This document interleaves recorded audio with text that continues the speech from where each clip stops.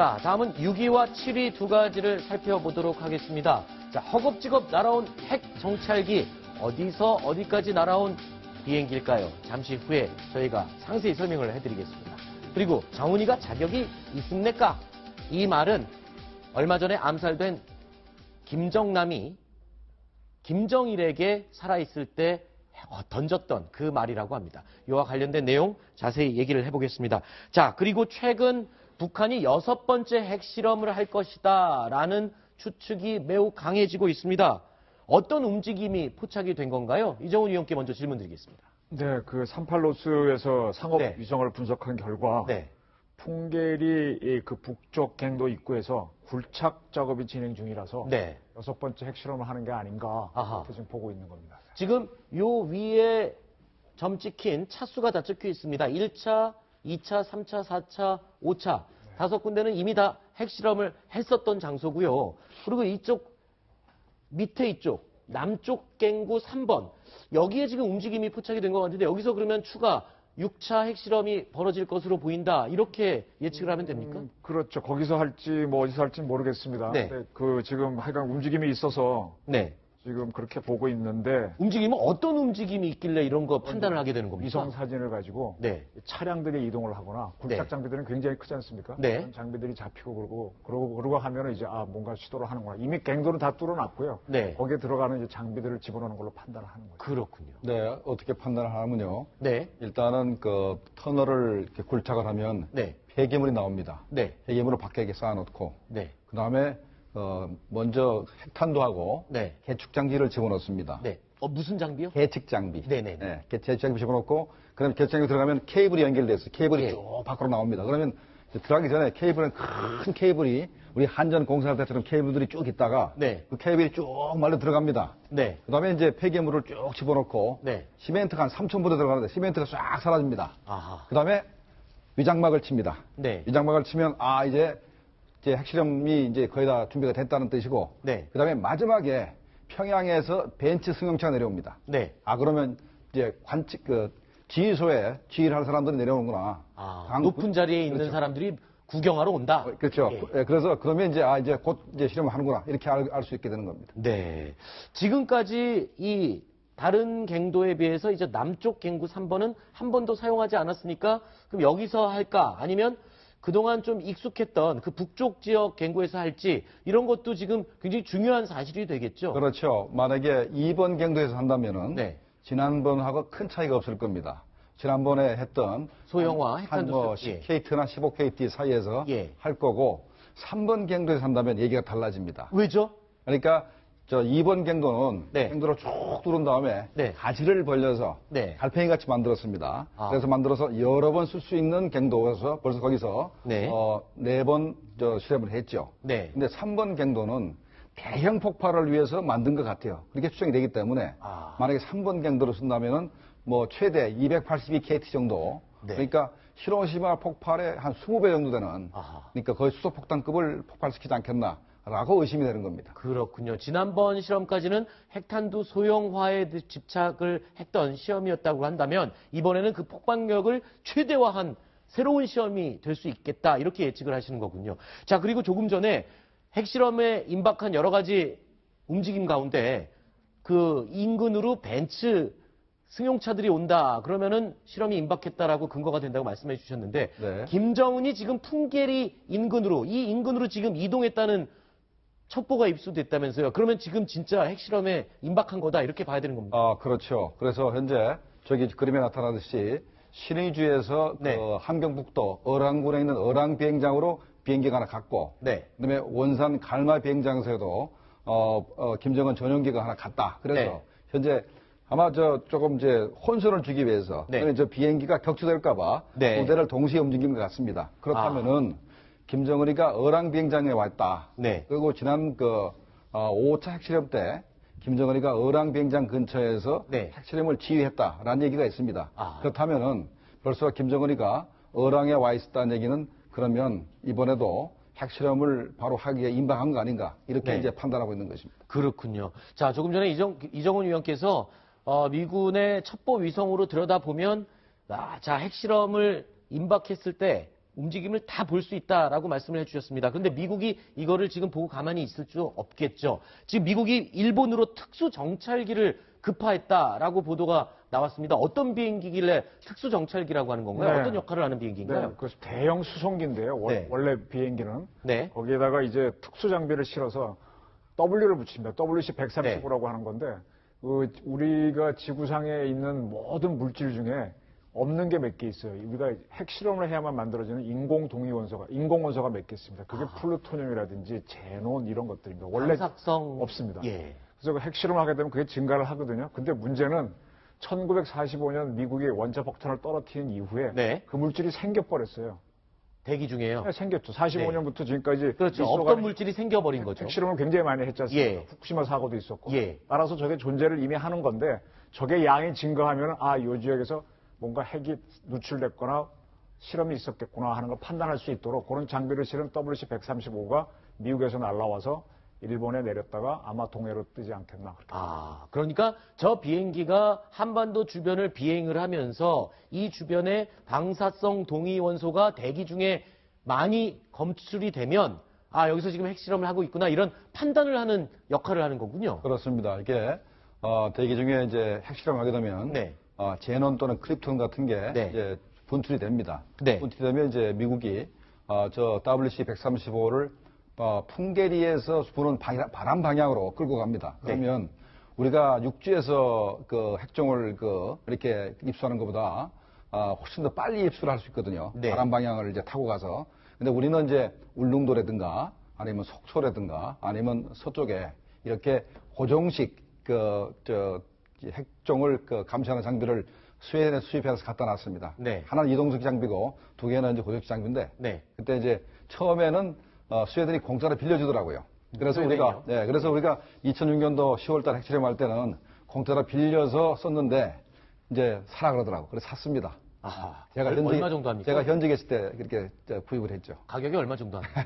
그건 뭐 말씀 못 드십니까? 그러니까 저 비행기가 유명해진 게 네. 그 체르노빌 사고가 났지 않습니까? 86년도인가요? 났을 네. 때 소련이 공개를 안 했어요. 예. 그때 이제 저게 뭔가 증가된다는 걸 스웨덴이 먼저 탐지를 했습니다. 바람 방향 때문에. 그래서 그쪽에서 이상하다 그랬는데 저 비행기가 떠서 쭉 보니까 그때는 뭐 완전히 뚜껑이 열린 상태니까. 그렇죠. 포집을 해갖고 이 서방권에서 야 러시아 너희 이상하다, 소련 이상하다 하니까 우리 터졌다고 발표를 했는데 네.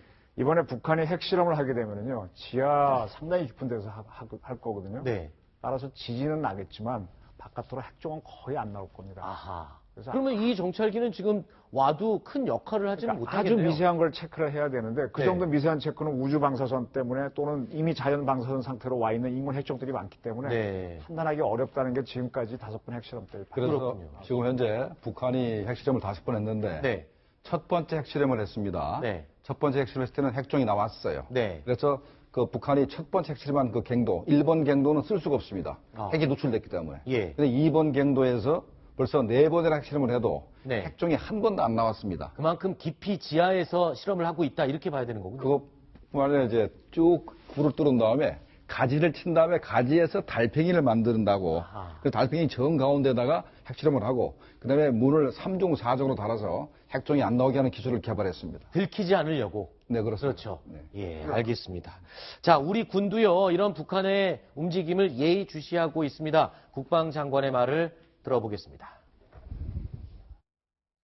북한은 지휘부의 결심만 있으면 언제든지 핵실험을 할 수 있는 상태를 유지하고 있는 것으로 그렇게 파악하고 있습니다. 그 북한의 핵 능력이 상당히 고도화되고 있고 북한이 추구하고 있는 핵미사일 프로그램의 완성을 광적으로 집착하고 있는 것은 사실입니다. 그와 병행해서 거기에 대응하는 우리의 대응 개념도 진화하고 있습니다. 그래서 자, 미군이 특수정찰기까지 일본 쪽으로 날려보내는 걸 보면 자, 지금 핵실험 시에 나올 수 있는 제놀이라는 성분을 검출할 수 있는, 잡아낼 수 있는 비행기가 온 거 아닙니까? 그럼 우리 군은 무슨 장비로 어떻게 지금 감지했습니까? 우리 군 보다가는 우리 원자력 연구소나 카이낙이라고 하는 원자력 통제 기술원 같은 데가 있습니다. 그런 기관이 뭔가 하면 우리도 원자력 발전소가 많잖아요. 거기서 혹시 사고가 났을 때 우리도 모르게 사고 날 수 있잖아요. 그걸 체크하기 위해서 장비는 이미 들어와 있습니다. 그런 장비들을 이제 아까 말씀드린 대로 바람이 제트 기류라고 해서 이렇게 부는 게 있지 않습니까? 그 대기 중으로 상한 10km 이상 올라가면 그걸 잘 잡겠죠. 네. 우린 그까지 못 올라가지만 뭐 울릉도 높은 산봉우리라든지 강원 높은 산봉우리에 올라서 그걸 체크하다 보면 걸릴 수 있다. 그게 아까 말씀하신 스웨덴에서 사온 그 장비입니다. 장비 비행기 한 대와 고정식 2대 비행기를 사온 거고. 우리는 아닙니다. 우리는 고정식 장비하고 하나는 네. 이동식 장비인데 아하. 이동식 장비는 이제 뭐 배에다 실을 수 있고 네. 트럭에 실어서 바람 방향으로 이제 끌고 가면 되니까요. 네.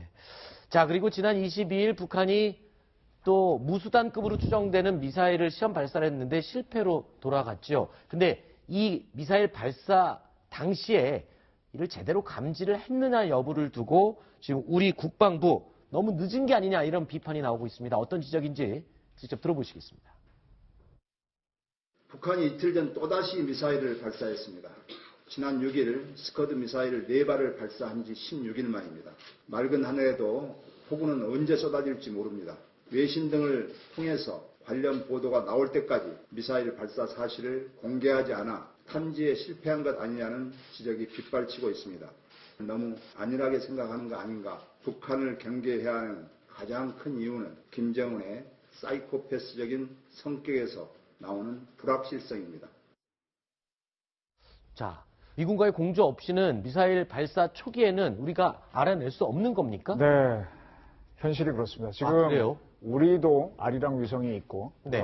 군사용 정찰 위성급은 못 되지만 또 네. 미국 걸 통해서 저쪽에서 갈마 비행장에서 뭔가 움직임이 있다는 건 파악은 했는데 네. 딱 쏘는 순간에는 충분한 고도가 올라오기 전까지는 우리 그린파인 레이더나 이지스 레이더 탐지가 못한 거죠. 아하. 근데 이걸 잘 보셔야 됩니다. 저게 처음 보도는 일본의 교토통신이 먼저 보도했어요. 네. 그러니까 우리 국방부가 맞다고 인정했죠.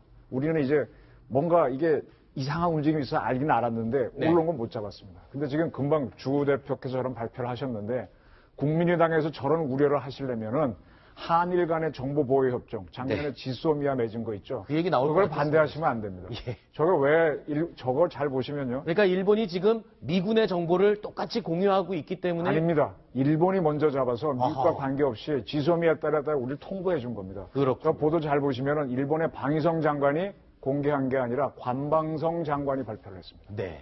그러니까 미군이 현재 한반도를 보는 위성이 전 4개입니다. 네. 일본은 현재 6개를 가지고 있습니다. 그러니까 일본의 위성하고 미국의 위성이 서로 보완 작용을 할 수 있기 때문에 네. 일본의 정보를 우리가 입수할 수 있다면은 10개의 위성으로 우리가 북한을 지역을 이제 감시할 수 있기 때문에 네. 훨씬 더 조기 경보를 할 수 있고 정확한 얘기를 할 수 있습니다. 네. 그다음에 또 그러면 왜 우리가 그러면 북한이 원산에서 미사일을 쏘다가 실패했는데 왜 그걸 우리 정부가 발표를 먼저 못 하느냐? 네. 이건 말이죠.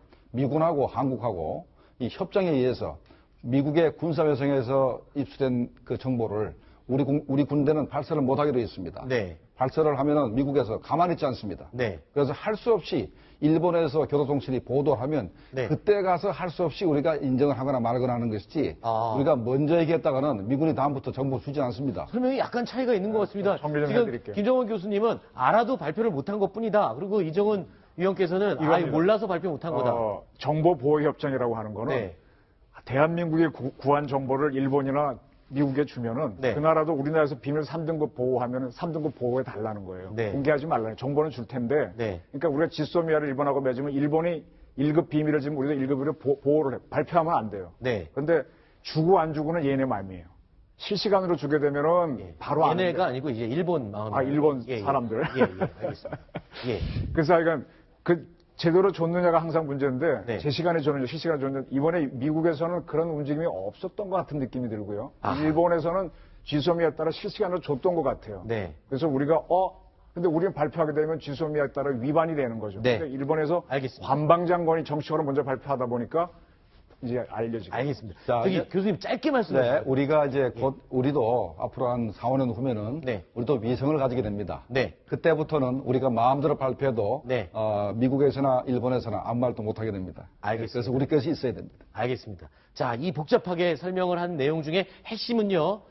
북한이 미사일을 발사했을 때 초기에 감지할 수 있는 능력은 아직 우리 군이 갖추지 못했다라는 게 그게 포인트인 것 같습니다.